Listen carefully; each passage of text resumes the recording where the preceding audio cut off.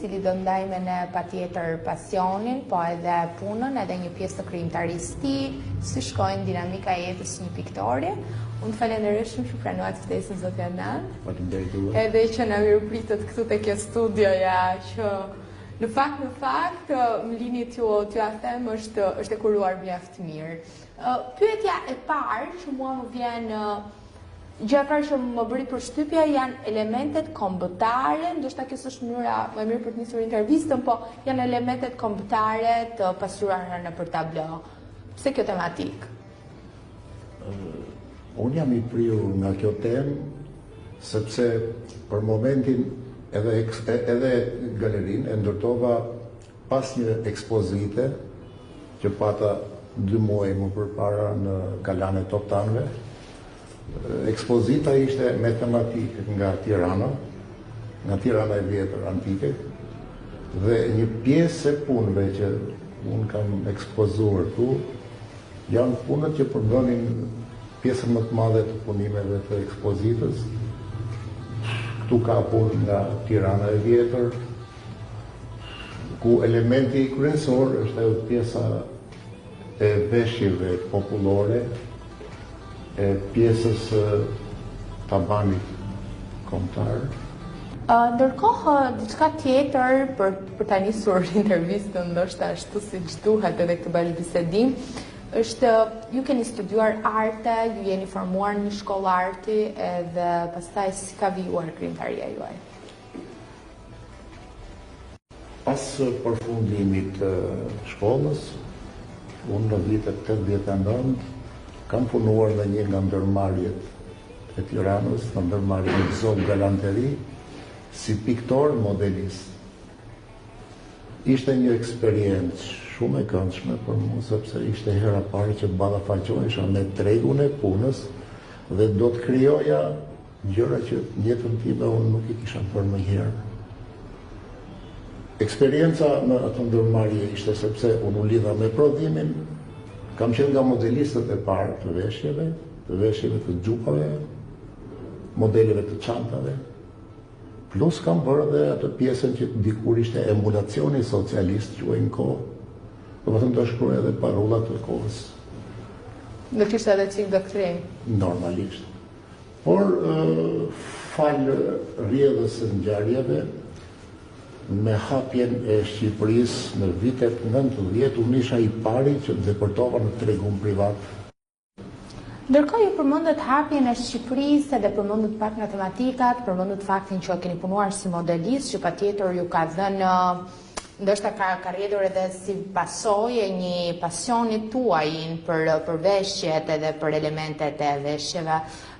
Por në të paktën nga çfarë po shoh të ekspozuara këtu, po shoh ashtu siç e përmendët Tiranën, në përca tablo që unë nuk besoj se janë tjetuara, kam përshtypjen se janë patjetër imagjinata juaj, nuk janë foto të riprodhuara, skena filmash. Si u linde gjithë kjo? A ju frymëzon, sepse duhet ta themi, studioja e Adnandit ndodhet në një prej rrugicave më të dashura të kryeqytetit, ndodhet në zemër të Tiranës vjetër, është në rrugicën e Saraxhla. A ju frymëzon kjo fakti që keni një studio këtu? Normalisht unë e kërkova vetë ta kisha studion, e jam vjen të rrethuar nga ish Tiranasit e vjetër, sepse normalisht është më e frekuentuar dhe unë ndjem edhe në habitatin tim. Jemi sinqert, jam shumë komod në këtë ambient, është e lehtë edhe mënyra për të komunikuar, për të gjetur nga ato klientët. Nuk e di, kjo është një nga lagjet ku shumica e tiranësve kalojnë këtej, ndalojnë, më komplimentojnë për nivelin e punëve.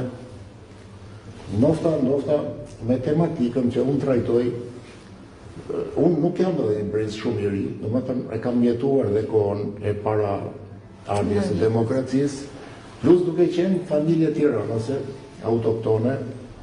Këto lloj subjekte që unë trajtoj i kam pasur temë të bisedave të përditshme në familje.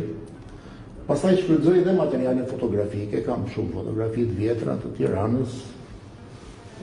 Plus është edhe pjesa pastaj e pasionit që normalisht Unë jam nga i brez Tirana, si që më dhem Tirana e transformuar, më dhem prishja e qytetit, më dhem humbja identitetit, më dhem edhe vrasja e asaj pjesës së memorjes historike dhe qytetare që kemi në Tirana.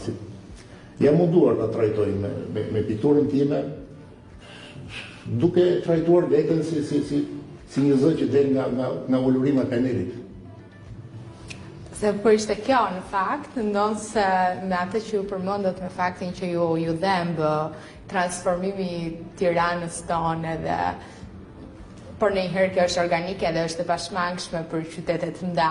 Do doja të dija se si është qasja, ndoshta jo vetëm e atyre që ju njohin edhe janë njohur gjithmonë, kanë qenë në kontakt me punët tuaja, por natyrisht ndoshta edhe me turistët apo me persona të tjerë të cilët vinë dhe vizitojnë këtë mini ekspozit, nëse mund ta quajmë kështu. Si është qasja e tyre? A janë ata të interesuar dhe cilët janë njerëzit me të interesuar? Kryesisht unë nuk do ta nisja me këtu, sepse unë këtu janë akoma i ri, do me thënë akoma 2 muaj kam, por ballafaqimi më i bukur ishte ekspozita ime që unë hapa te Kalaja e Toptanëve. Aty pash, do me thënë, dhe qasjen e turistëve, por pash kryesisht qasjen e atyre shqiptarëve që nuk banojnë në Shqipëri. Nofta ato vini dhe gjenin një copës nga jeta e tyre e humbur. Nga nostalgjia e tyre. Dhe jemi sinqert, do me thënë edhe nga ana ekonomike, unë mbeta i surprizuar nga shitjet dhe nga kërkesa që pati ajo ekspozita për te Kalaja e Toptanëve. Këtu vazhdoj për inerci, por normalisht e shikoj që njerëzit janë të etur për atë pjesë që është pjesë e identitetit. Edhe kërkesat që kam këtu në studio janë kryesisht kërkesat atij stilit, asaj mënyre që ka lidhje me nostalgjinë, me të shkuarën, me pjesën e identitetit.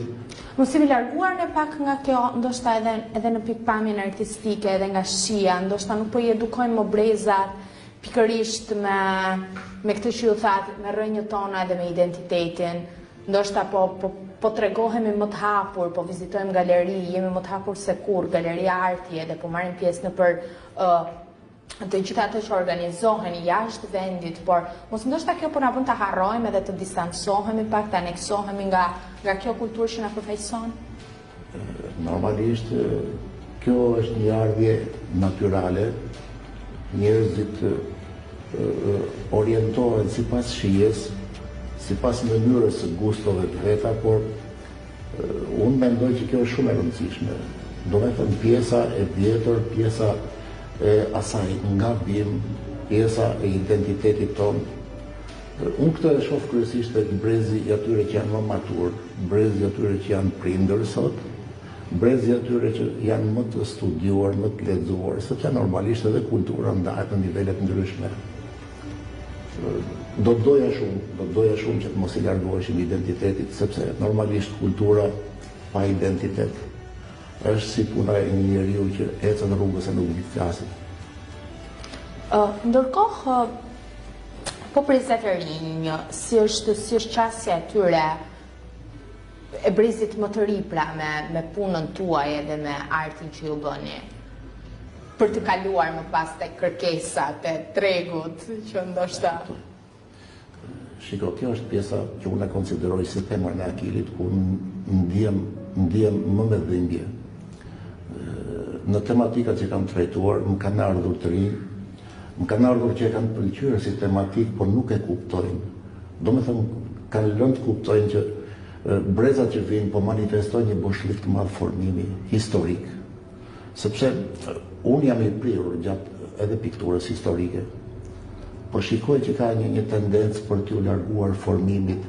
Do me thënë, është edhe pjesa e edukatës përcipt, që unë me artin tim jam munduar t'i fiksoj, t'i fokusoj eventet ndryshme. Ndoshta kjo është edhe pjesa që jam detyruar unë të flas më shumë se sa që duhet, sepse normalisht me artin tim flas nëpërmjet panelit, por është e nevojshme brezat që nuk kanë informacion, ti ulesh me këmbë në tokë, ti sqarosh se për çfarë eventi bëhet fjalë. Dhe edhe këtu shikoj që do me thënë, nuk është si puna jonë që ne ishim mësuar me data. Mjafton të na thoj një datë e dinim se çfarë eventi ishte. Më thonë tashti njerëzit sikur janë larguar, po shkojnë drejt një kulture më globale. Kjo i largon më tepër nga identiteti, kjo i bën të jenë çik më të përgjithshëm, më indiferent ndaj detajeve. Ndërkohë, patjetër përballë kemi portrete, kemi natyrisht edhe momente dhe fragmente tjera nga jeta e kryeqytetit dhe jo vetëm, sepse shohim pjesën lartë në cilët duket sikur janë pasqyruar qytete europiane, edhe peizazhe, edhe një mori do thoja tematikash. Cila është ajo tematikë përveç natyrisht elementeve kombëtare dhe elementeve autoktone, cila është ajo tematikë e cila ju bën të kapni peneljen? Edhe cila është në kohësisht tematika e cila ju kërkohet më shumë, që ju porositet ndoshta se disa sa jo mirë mund tingëlloj kjo. Kryesisht është peizazhi. Peizazhi është ajo natyrë që është për herë tërheqës, që të lem bresa dhe detyrimisht do ulesh të marrësh kavaletin dhe të ulesh të punosh. Por normalisht edhe pjesa e kompozimit kur të jep një spunto, një veçori, një subjekt, një event. Por kryesisht peizazhi është që është më atrajent për njerëzit që e kërkojnë. Është edhe më pak, është më unifikues ndoshta, është më mund të qëndroj i varur kudo, apo nuk ka të bëj? Mund të qëndroj i varur kudo, për momentin natyra e peizazheve që bëj unë nuk i kam të përgjithshme, domethënë i kam të dedikuara. Siç mund të jetë për shembull një lagje e caktuar e Tiranës, sepse unë lagjet i kam të trajtuara të gjitha. Plus edhe peizazhe nga Bregdeti, peizazhe nga Pylli, peizazhe nga Mali.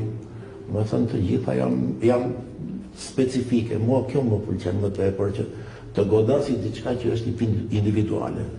Veç rrugicës në cilën jemi.